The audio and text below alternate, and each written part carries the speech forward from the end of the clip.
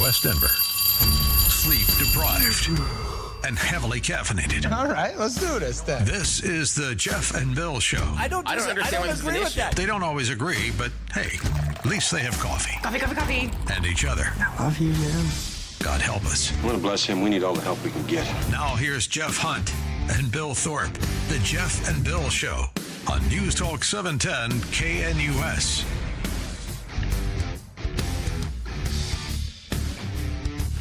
Seven a.m. in the Mile High City on this Monday, July 21st, 2025. Good morning, Denver, Colorado. You've tuned in to the Jeff and Bill Show, News Talk 710 KNUS. I'm your co-host, Jeff Hunt, along with Bill Thorpe, bringing you the freshest insights, hottest takes from the right, left, and center. He's been making his journey around Colorado as he runs for governor. He's going to give us some insight into conversations he's had on the Western Slope, particularly as it relates to wolves. Ow! That's George Brockler. No, Greg Lopez. My goodness. It's Monday morning. I was looking at a tweet from George Brockler. Maybe he should run for governor. Let's rewind this. Take two. Goodness gracious. Greg Lopez. Jeffrey Hunt is going to be joining us here in just a second. My apologies to both those guys. Greg will be joining us as he's been having conversations with ranchers about wolves and the impact that they're having. So, you're not going to want to miss this conversation. He's coming up, but now it's time for News and Comment with Blake Olson. Blake Olson. Blake Olson, News and Comment.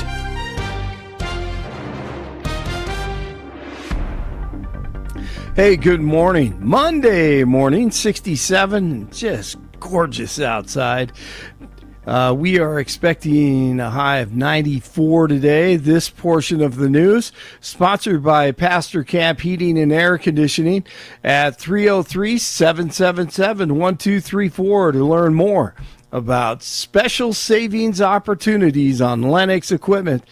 Our top story. No one, especially the president, is above the law. No one, especially the president, is above the law. I'm glad Barry realizes it because Tulsi Gabbard, Director of National Intelligence, says he orchestrated a coup in 2016, which we all know and have known for a long time, with the Russian hoax. The implications of this are frankly nothing short of historic. Over 100 documents that we released on Friday really detail and provide evidence of how this treasonous conspiracy was directed by President Obama just weeks before he was due to leave office, after President Trump had already gotten elected. This is not a Democrat or Republican issue. This is an issue that is so serious it should concern every single American because it has to do with the integrity of our democratic republic. Paulina Luna. There needs to be criminal prosecution and arrest. You know, lying under oath, putting out a false intelligence report, that's a violation of 18 U.S. Code 1001 that comes with a 7-year prison sentence and up to $250,000 fine. But we're talking about something more nefarious than this. I think that this is a perfect example and reason why there needs to be FISA reform as well. As you know, Maria, that false intelligence report resulted in FISA courts issuing a warrant to illegally surveillance the president of the United States now. And what I can tell you is if we don't stop this, if we don't actually say this will not be tolerated, this is not a Democrat or Republican thing. This is about the health and the sanctity of a constitutional republic. And so there needs to be arrests. This is not partisan. This is simply illegal what they did, and we're simply upholding the law. On Fox News over the weekend. Now, Obama may be protected, of course, by the presidential immunity, but let's see how many of these commies rat on each other in the weeks to come. And DJT also posting that Adam Shifty Schiff, well, he's in big trouble also for falsifying loan documents, something that he was accusing one of 47's sons of doing. He wasn't doing that, and Pencil Neck may be going down possibly in the future. Denver Mayor Johnston delivers his State of the City address today. The speech will be held at 6 tonight in the Sewell Ballroom at the Denver Center for the Performing Arts. Break a leg, Mayor. I'm sure you will. A boy is dead after Aurora police say a distracted driver hit him on his scooter. The boy was in a designated pedestrian crosswalk and signal at the time. Officials say he was transported to a local hospital where he died. The accident happened Saturday near East Iliff and South Wheel Park Circle. Former Epstein attorney Alan Dershowitz says there's probably not much to be found with the rich and powerful in grand jury transcripts, with the White House wanting those unsealed. The info people want to see is more than likely in records that have been sealed by federal judges in New York. Grand jury information is narrowly tailored by prosecutors only to provide sufficient evidence to result in an indictment. Epstein supposedly killed himself in jail in 2019 while awaiting trial on the sex trafficking charges. If you want to see the best insight, once again, to all of this, you can check out on X. Check out Tucker's interview a couple of days ago. Exposes almost everything. The history is incredible. Hey, Rob Schneider, this morning on Fox News Channel, discussing Colbert. Well, there should be no fuzz on this at all, Griff. The Russians got Colbert fired, and I think I'm willing to testify if I get complete immunity from the Trump administration and from CBS. I'm willing to testify. No, but I just found out this morning also, if you go on social media, that a district court judge has prevented CBS from firing Stephen Colbert, which I don't think is fair either. Touche. That was a good one. Twins over the Rockies 7-1. The Cardinals in town tonight at 6:40. That means the ballpark will be packed because there are a lot of Cardinal fans up and down the Front Range and in the Rocky Mountain West. And Scotty Scheffler has his Open Championship and the third leg of golf's Grand Slam. Scotty Scheffler continues to just dominate, wins the British Open, 368 on Sunday, his fourth career major. The Bulls have signed the shortest player in the NBA, 5'8" Japanese point guard Yuki Kawamura. I have a shot. I have a chance. Yes, you do. I can still make it. Oh, absolutely. I'm 5'10" and a half. 5'8". Get your handles down and you'll be fine, man. Just keep your eyes open, make nice passes, dish the rock, but that's nothing. I mean, we grew up with 5'4" Muggsy Bogues. Yes, Spuds 5'6" Spud no, Webb. Spuds McKenzie was Spud a dog, McKenzie, right?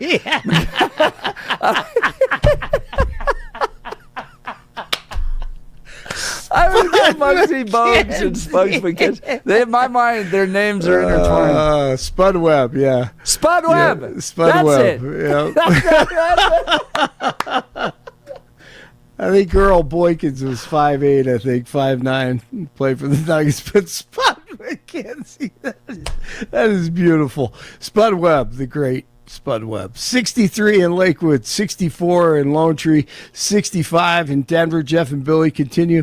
Blake Olson, News Talk, 710 KNUS. Your 710 5-day forecast here in Denver this early Monday. A few passing clouds this morning. Temperatures in the low to mid 60s by daybreak. And for the rest of your Monday, increasing clouds, just a slight chance for a shower or thunderstorm. Highs around 95. Overnight lows tonight in the mid 60s. Weather is a service of L&L Heating and Air Conditioning. For quick, trustworthy, and dependable service, call L&L Heating and Air Conditioning at 720-851-1691. Visit them online at bestdenverhvac.com. That's bestdenverhvac.com. You'll be comfortable with L&L. I'm meteorologist Patrice Sutter in the 710 KNUS Weather Center.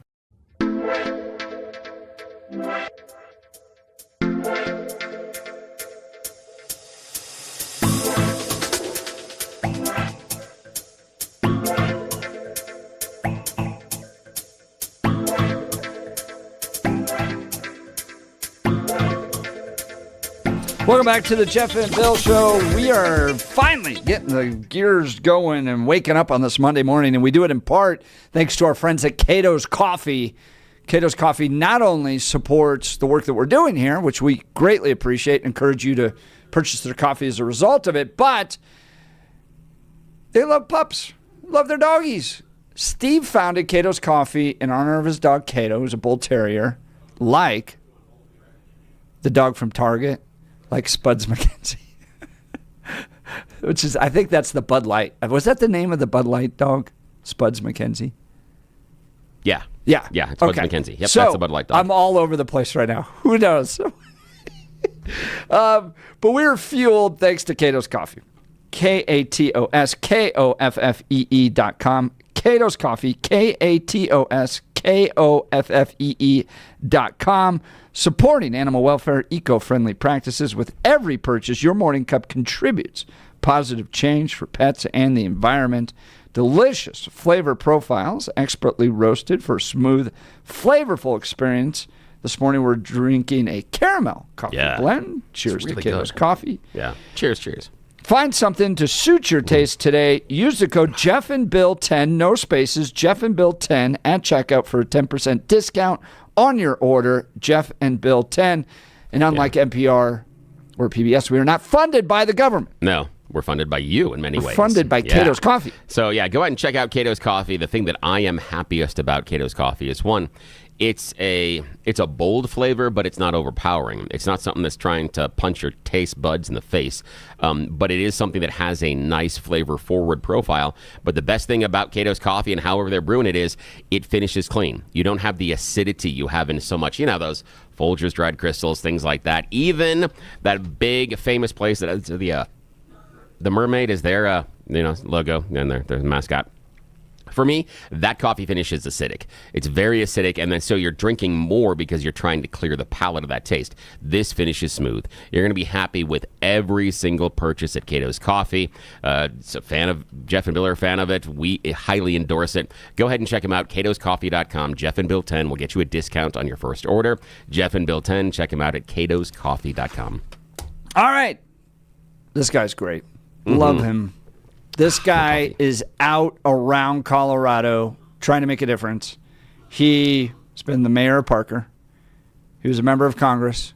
He's now running for governor. Greg Lopez joins us. Good morning, sir. Thanks for joining the Jeff and Bill Show. Hey, good morning, guys. It's great to be on you. So you've been out traveling around. You were on the Western Slope recently, and you were out there trying to help people deal with these wolf issues. Give us some insight on that. Well, yeah, Jeff and Bill, a lot of people may have forgotten that that talked about reintroducing the wolf to Colorado. And, interestingly enough, it only passed by about 58,000 votes. And, of course, it came from about bringing the wolf back into Colorado. And, it's trying to figure out a enforcement plan. And so over the last 2 years, they've entered. Hey, Greg, we're dealing with some bad connections here. Bill's going to call you right back, so we're going to hang up on you, call you right back. In the meantime, let's talk our friends at Mountain High Appliance. They're celebrating the summer with a clearance blowout sale at all their locations, including their Denver Clearance Center. With Mountain High Appliance, you get awesome discounts from brands like GE, LG, Bosch, and more. Don't forget Mountain High's special financing options, an incredible price match guarantee. When you're looking for great deals on appliances, think Mountain High Appliance today.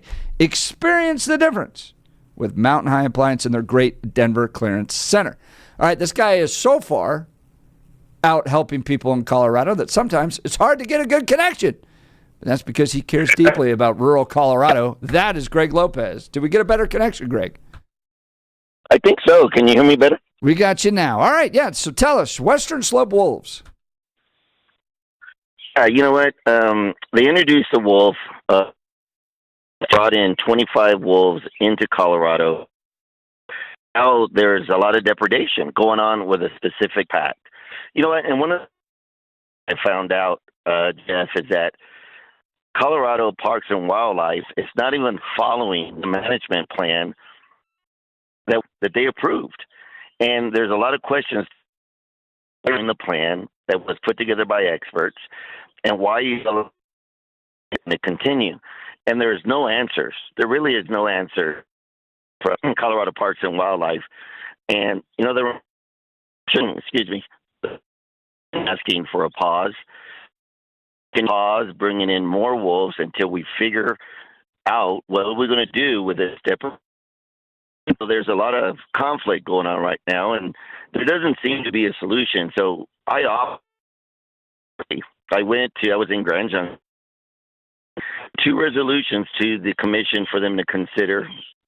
Let's see what they'll do. But one is basically just to reaffirm the importance of following the management plan and do not violate it. I'm hopeful that they will do that. And I'm also hopeful that they will just put a pause, because there's no deadline as to how quickly bring in 50 wolves into Colorado with the hope of having over 200 wolves in the next 3 to 5 years. We just need to reevaluate what we're doing and doing it correctly.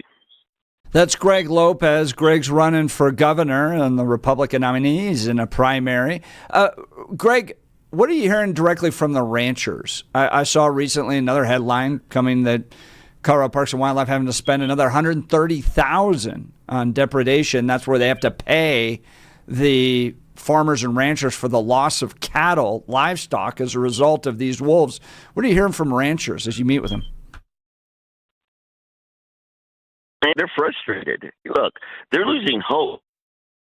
What I don't understand is it's not about even paying them the compensation. The vote was 6-5. Commissioners. 6 said yes, we should pay them for their loss, and 5 were like, no, they didn't. To wolves, and yet there's evidence.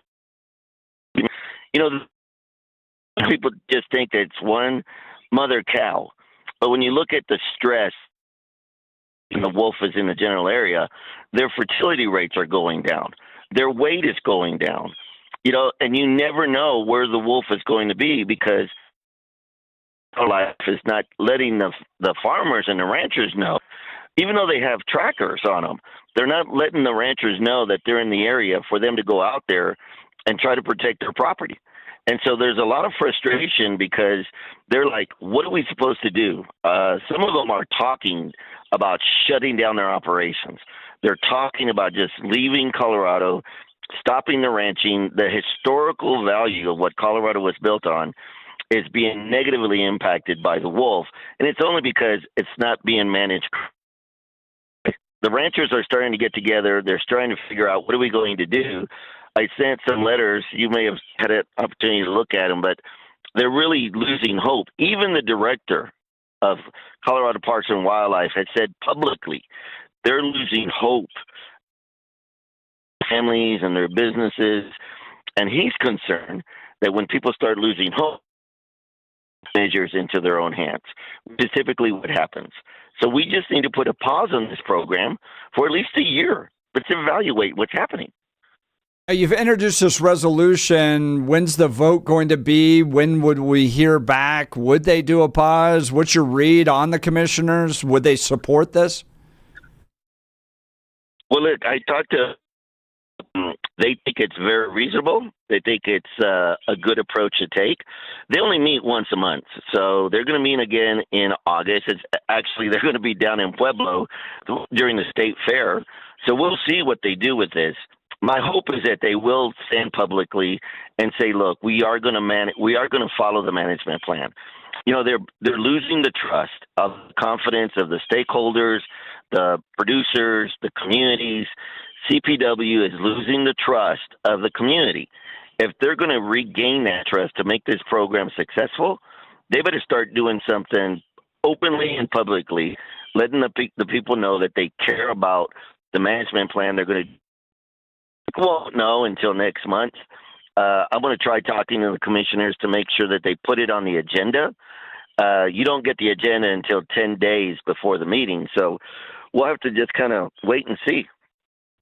One of the things I've always admired about Greg Lopez is that he doesn't wait for permission to engage in politics. He's always out there just trying to help, whether it's on the wolf issue, whether it's the sanctity of life, whether it's reducing government, whether it's protecting the rural values of Colorado like he does out in Elbert County in Elizabeth. I mean, he's just active. He's just like a guy that just loves to be involved in the process and wants to help. It's not about prestige. It's not about title. This is a mission-oriented guy, and I've always appreciated that. Now, Greg Lopez, you've been traveling around the state. You've been telling people you're running for governor. What are you hearing from voters with regards to the Democrat leadership of the state of Colorado? Look, here's what I'm hearing, Jeff. They're starting to realize that, you know what, we're going in the wrong direction. Colorado for the last 8 years has been under a single party rule. Everything that's happened over the last 8 years, you can go back and it's public record.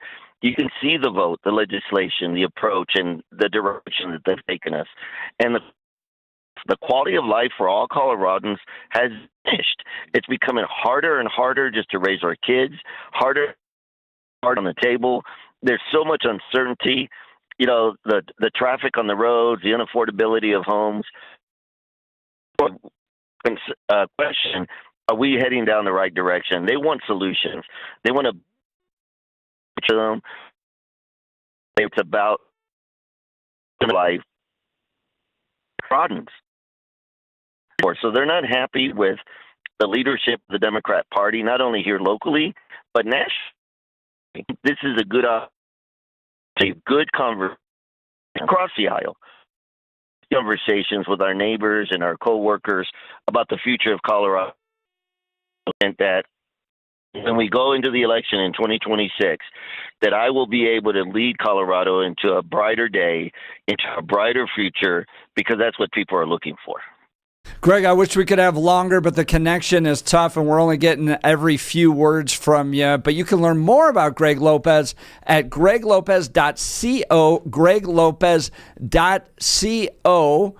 From here now to the primary, we'll be inviting a number of different candidates. Mark Baisley will be on a little bit later this week, as well as Scott Bottoms is welcome to come on the show. We'll continue to create those opportunities for these potential governors to be able to talk and interact with our listeners here at 710 KNUS. Greg, I wish we had a better connection, but we're going to move on at this point, and we'll continue. Okay. You're listening to The Jeff and Bill Show. We are Denver's talk leader, News Talk 710 KNUS.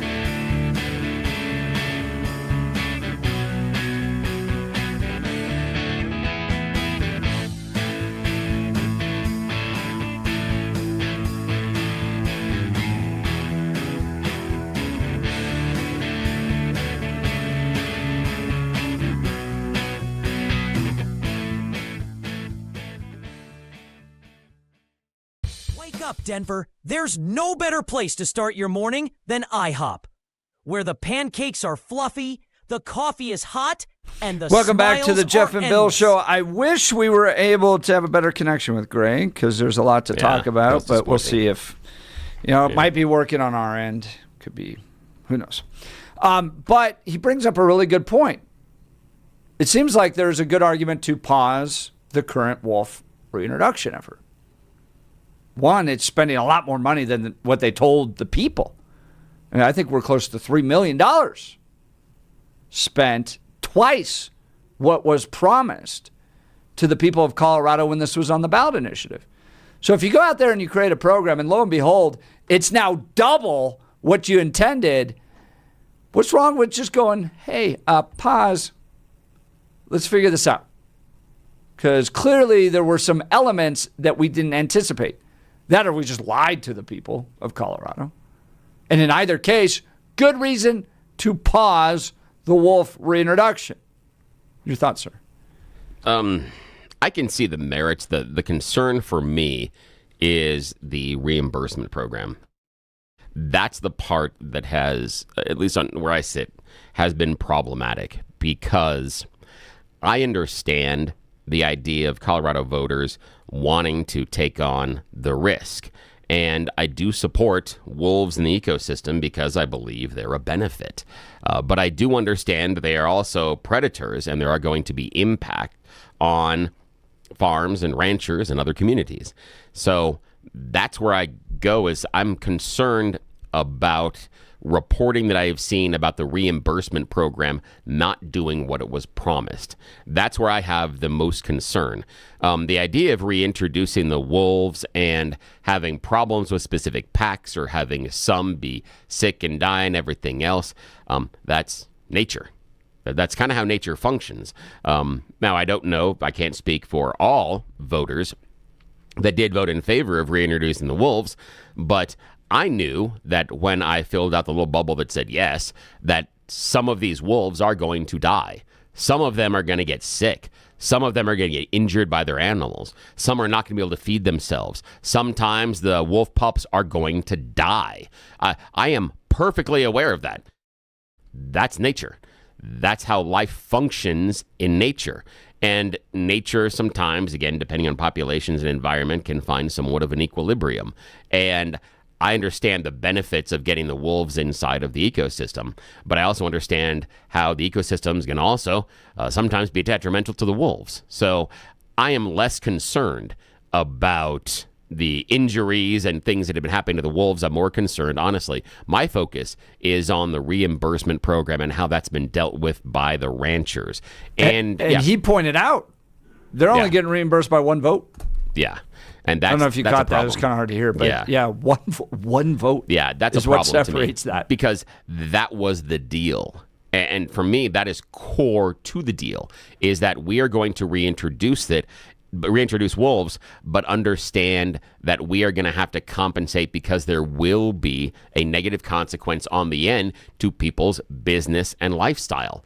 Okay. Again, that's what really bothers me about this. Is this inability to efficiently and sometimes even reimburse full cost. I really have a problem with that because that to me creates the balance that if this is a negative, we are going to reimburse you with a balance on this side. And the fact that we're not doing that, to me, hurts farmers and ranchers and hurts the case to bring the wolves in the first place.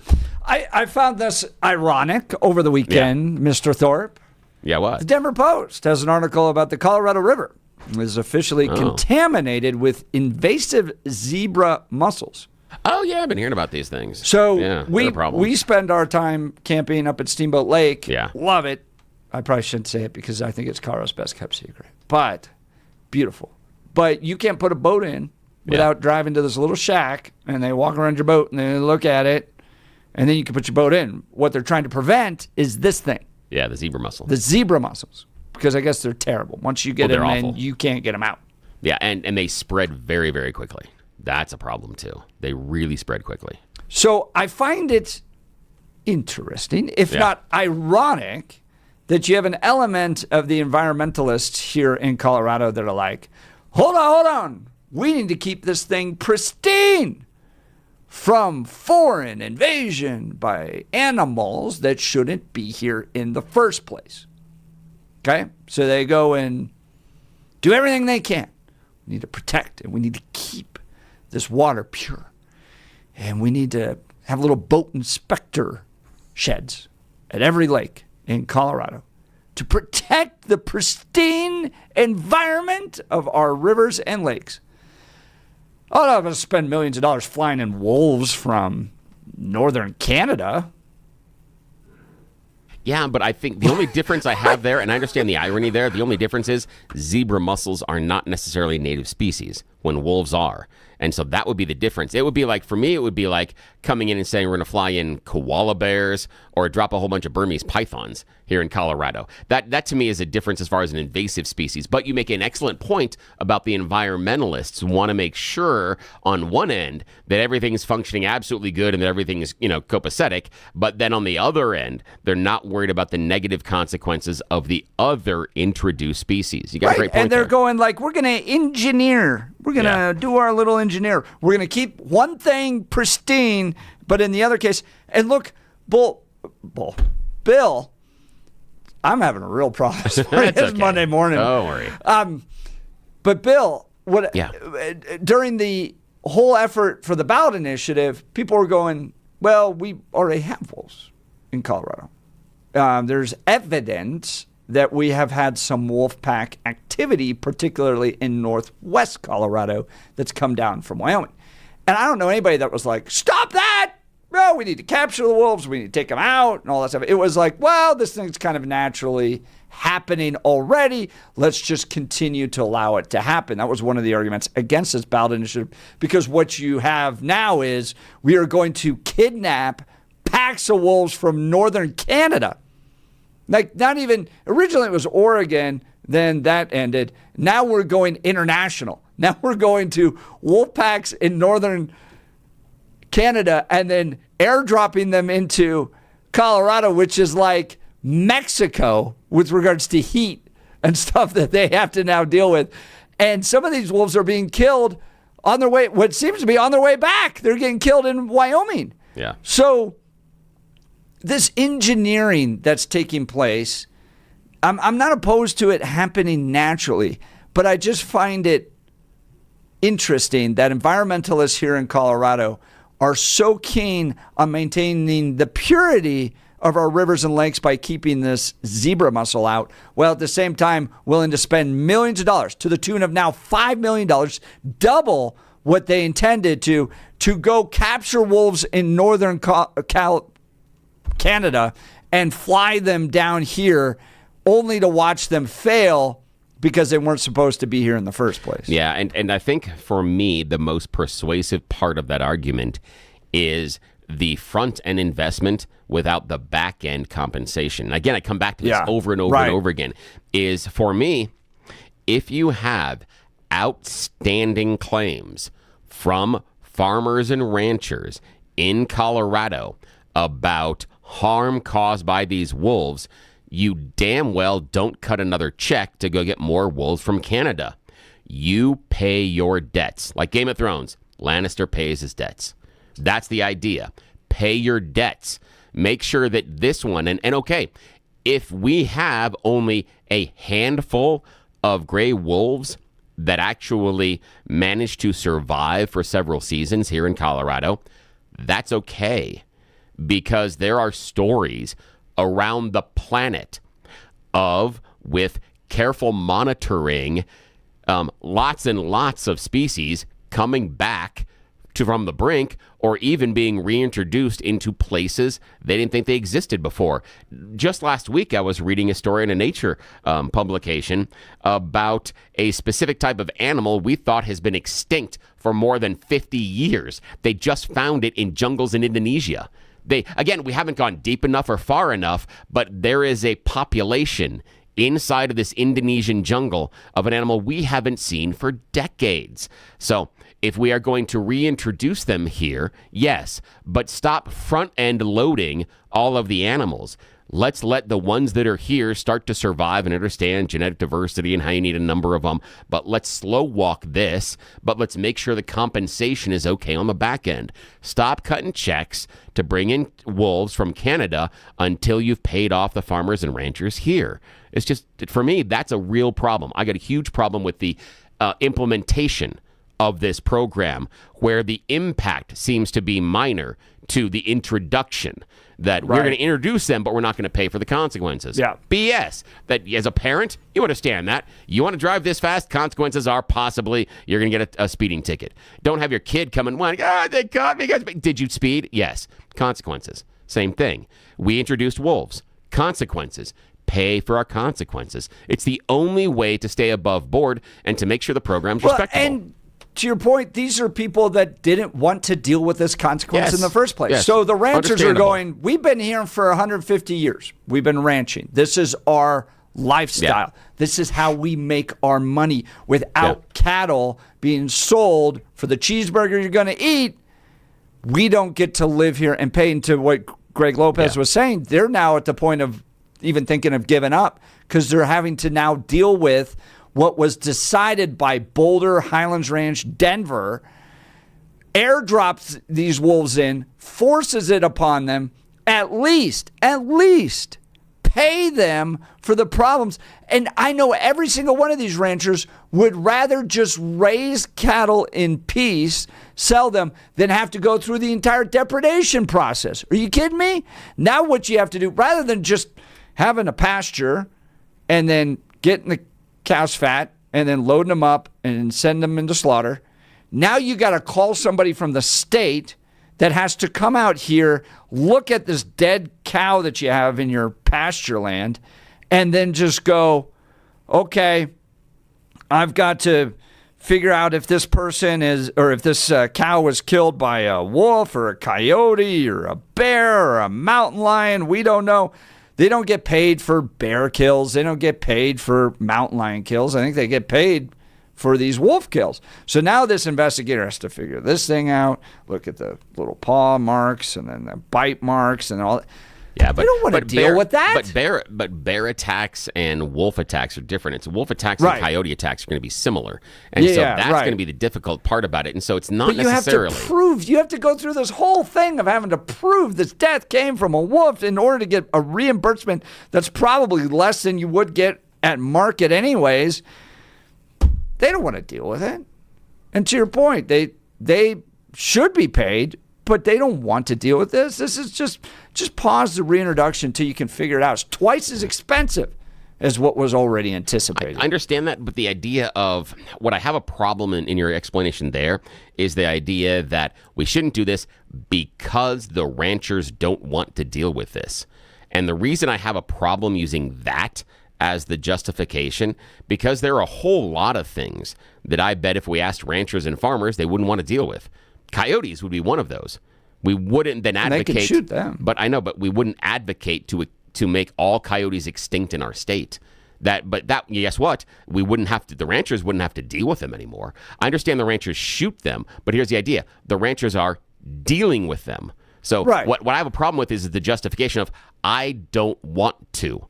For me, ranching and farming has been about adaptation, and it is seasonally about adaptation and going on with But this isn't a natural thing. This was a voted, forced upon them situation by some yahoo out of Boulder who's never had to even think twice about this. How are you defining the word natural? Because they are a native species per se. Right. So correct. It's hard, and it's again, hard to say I'm not talking natural. about you have to move them all out. They were the argument was, well, they're kind of living here naturally already. They're coming down from Wyoming. It's not like wolves follow borders.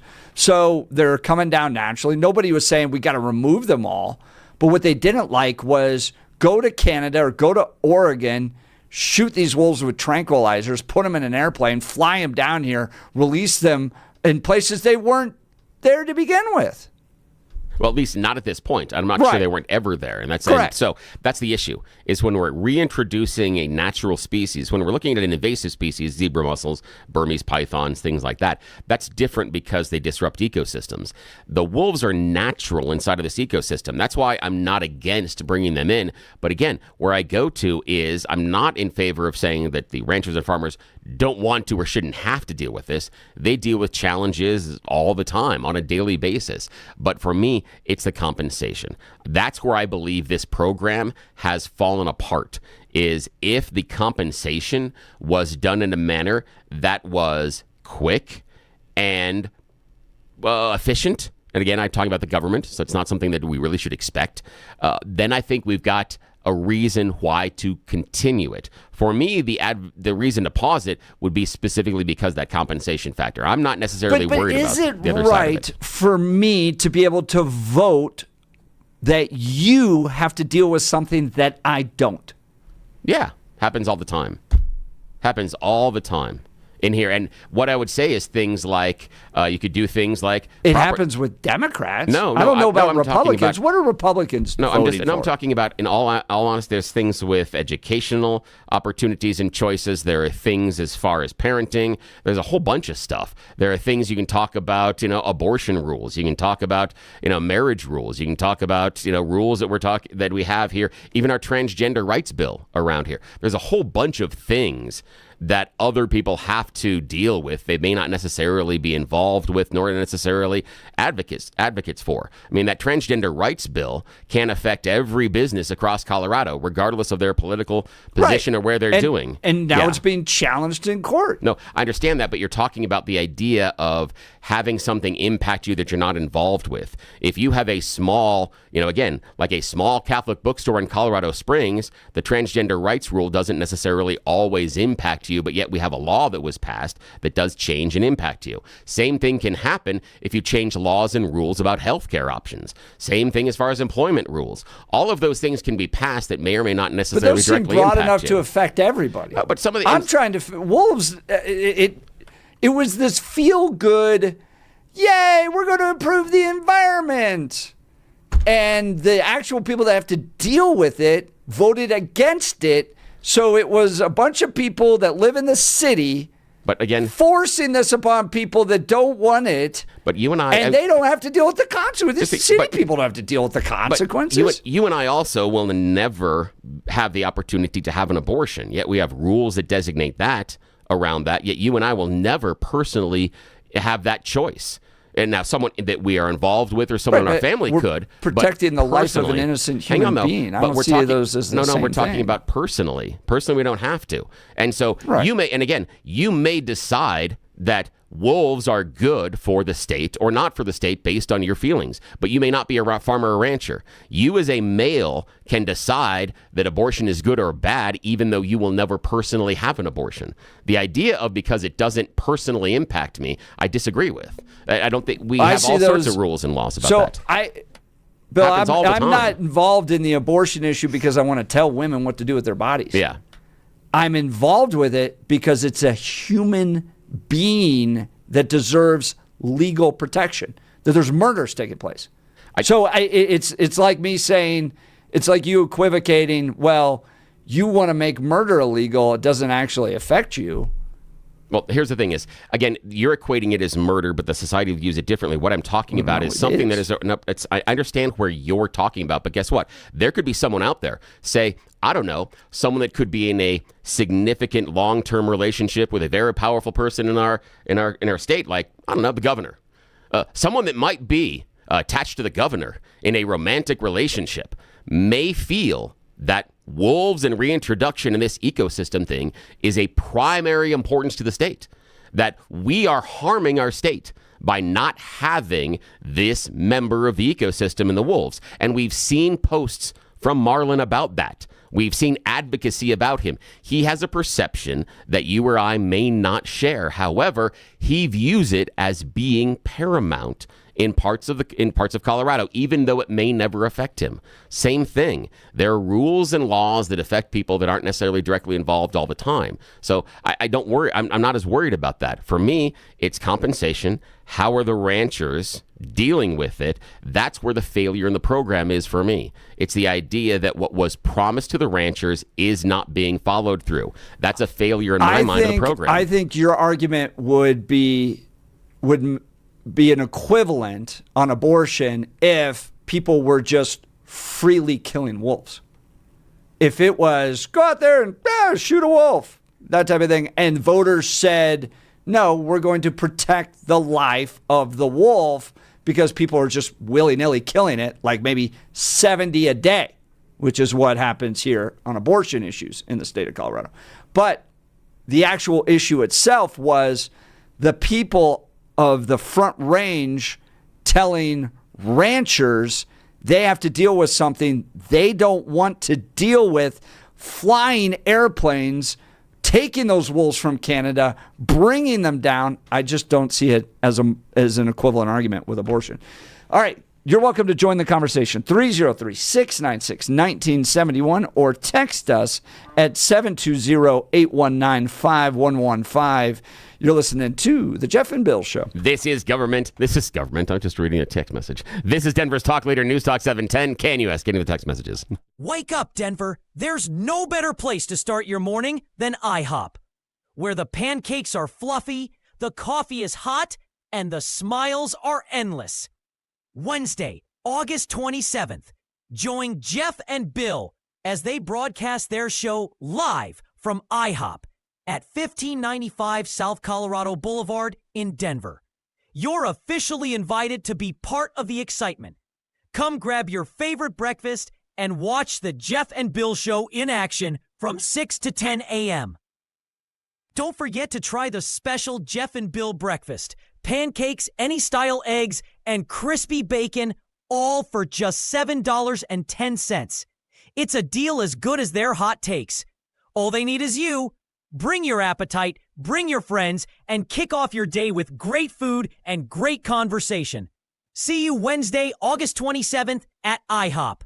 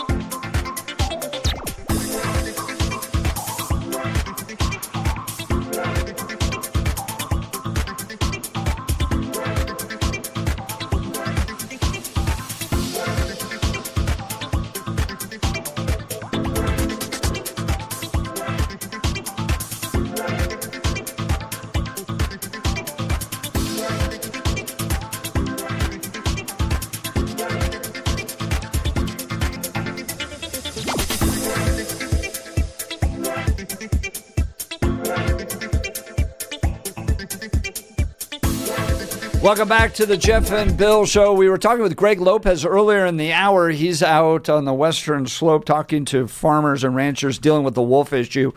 And he's helped introduce a resolution that would bring about a pause on the reintroduction of wolves, in part because it's become so expensive. It's now double what was initially proposed to the voters of Colorado when this passed. And by the way, it passed but just a few percentage points. And so is it time to pause the wolf reintroduction? It's causing a lot of farmers and ranchers a lot of money. And to Greg's point, it's those depredation payments are only being approved by a single vote at this point, 6-5. So we're like 1-2 votes away on this board from ranchers not getting the payments they need to cover the loss that these wolves are inflicting upon their ranches that they never voted for in the first place. Yeah, that's problematic. For me, I have a problem with the board and the margin being that narrow. Again, I keep going back. I'm a broken record this morning. You need to compensate them for the loss. That was the deal, that if you were going to do X, then Y was going to be sent to the ranchers. That's it. Right now, we get a whole lot of X, not a lot of Y. And I want to know from the board why, pun intended, you're not approving these things at the same rate that you should be. Why is it a single vote? I need explanation from that board. So for that alone, I would pause it for 12 months. The one thing that I'm worried about is I haven't seen Greg Lopez's idea, but what mechanisms inside of there show any audit and change? What I'm worried about is that it's a 12-month pause and there's nothing in there functionally in order to enact changes or anything as far as an audit. And what I mean is, if you're on that board and you don't want to compensate the ranchers, but you want more wolves introduced, does that mean you just tread water for 12 months and wait for this pause to be over and then it's business as usual? That's what I'm curious about. Here is classic liberal thinking on the Front Range. Okay? Tony from Denver. Maybe it's the ranchers that don't belong there.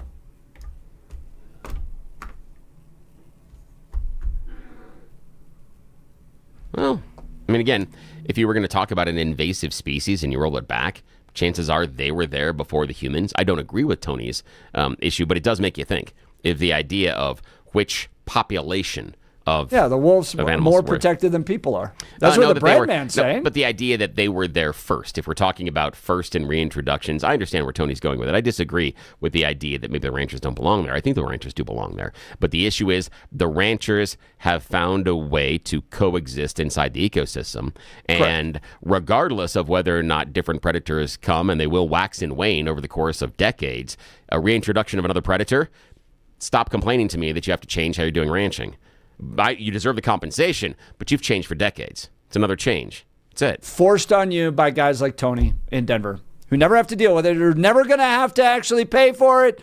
But because of his progressive worldview, they're taking his taxes he's going to force his taxes are paying. And they're not going to get other things as a result of it. He's paying for it. You're listening to Jeff and Bill. KNUS.